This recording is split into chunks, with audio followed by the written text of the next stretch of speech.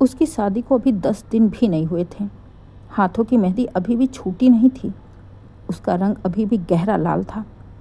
उसके सपनों की दुनिया बस शुरू ही हुई थी कि किस्मत ने ऐसी करवट ली, ऐसा गंदा मजाक किया कि पल भर में सब कुछ बिखर गया।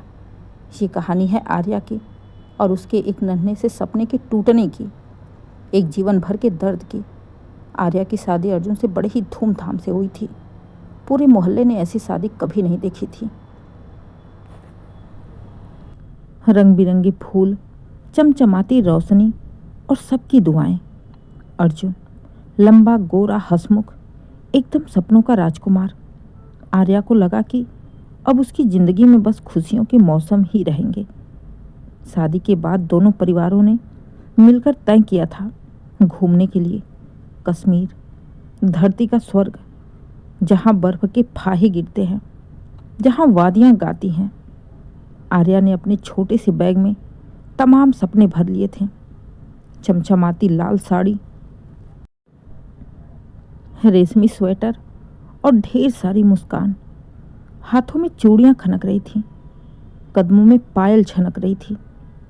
हवाई जहाज से उतरते ही ठंडी हवा के झोंके ने आर्या का चेहरा चूम लिया।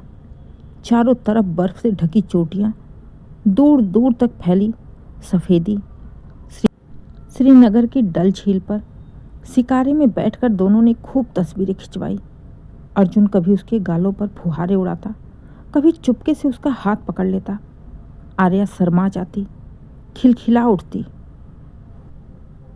पहली बार उसने खुद को किसी की पूरी दुनिया बनते देखा था।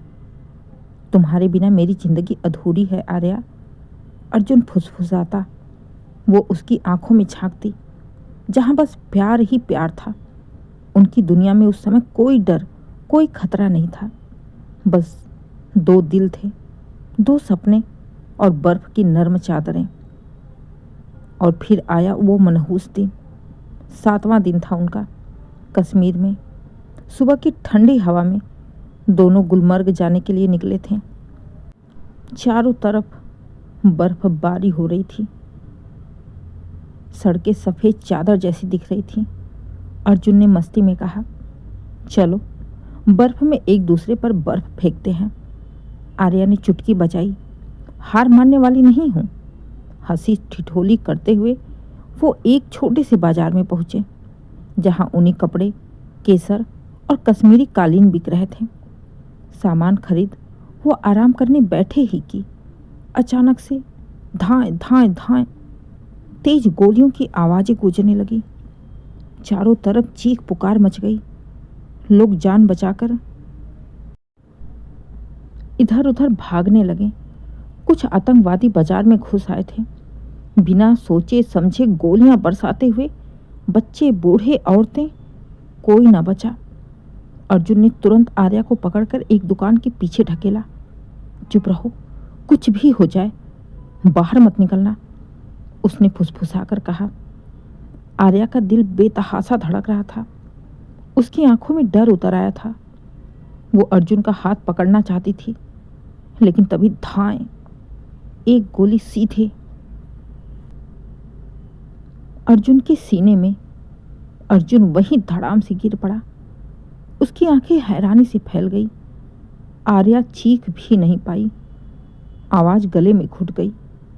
वो घसीटती हुई उसके पास आई। अर्जुन, उसकी आवाज कांपती हुई निकली। अर्जुन के होठों पर एक हल्की सी मुस्कान थी, जैसे वो आखिरी बार कहना चाहता हो, मैं तुमसे प्यार करता हूँ।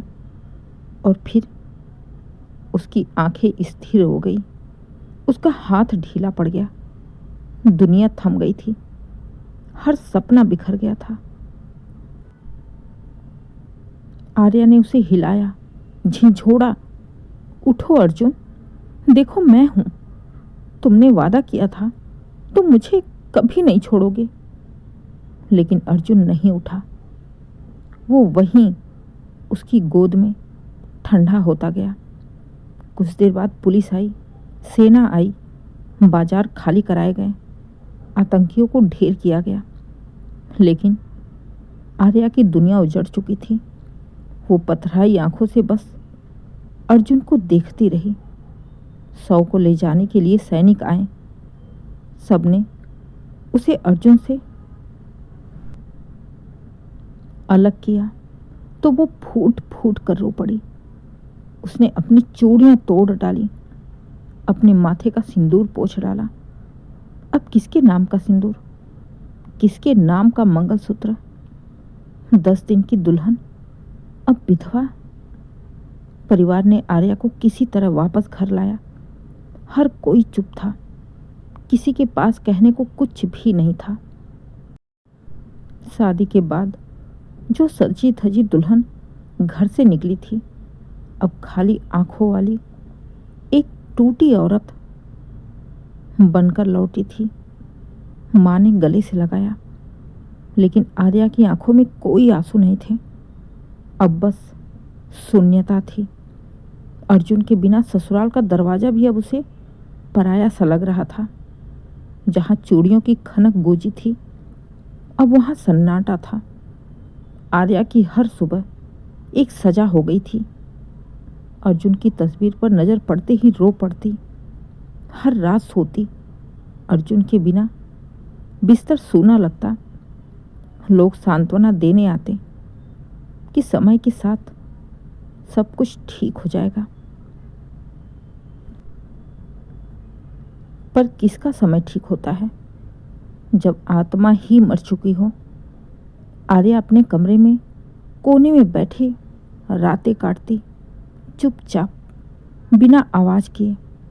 कभी वो अर्जुन का रखा हुआ स्वेटर सीने से लगाती, कभी उसकी आखिरी आवाज़ याद करती, मैं तुम्हें छोड़कर नहीं जाऊंगा। लेकिन छोड़ तो गया था। कितनी बेरहमी से, कितनी जल्दबाजी में। समय चलता रहा, लेकिन आर्या वहीं ठहर गई थी। अब भी हर बार जब भी दरवाज़ा खुलता तो दिल के किसी कोने से आवाज़ आती, शायद अर्जुन वापस आ गया हो। लेकिन नहीं, वो नहीं आता, या कभी नहीं आएगा। आर्या के दर्द, उसके आंसू, उसकी तकलीफ को समझना शायद नामुमकिन है।